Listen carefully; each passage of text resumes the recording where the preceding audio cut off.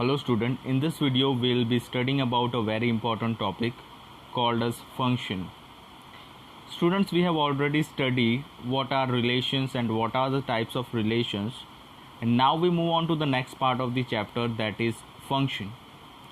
I have the definition of function written over here. Let's get started. Let A and B be two non-empty sets. I have A and B as two non-empty sets. Of each element, A belongs to A. That means if capital A is a set, the elements are denoted as small a, associated with the unique elements.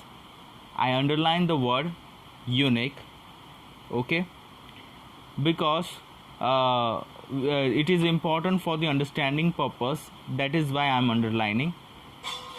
Unique element B belongs to B under a rule F, then the relation is called a function.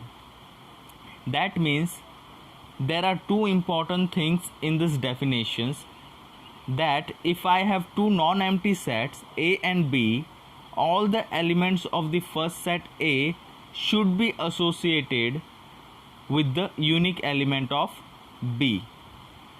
By unique, let's see what do we mean. We also have some examples for the same. Let's get going.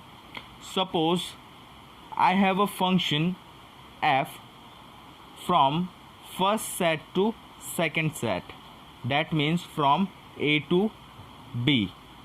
So it is denoted as f A to B. This is denoted of how do we see a function, as now in this I can read as f is a mapping from A to B. You can also denote this in the other way round, that is I write here the first set, then I write here the second set, and the function is actually a correspondence or a mapping from this set to this set. That means from first set to second set. So I can be writing it as f on the top of an arrow, which shows a mapping from first set to second set. So this is the denotion of a set. How do you denote a set? Okay.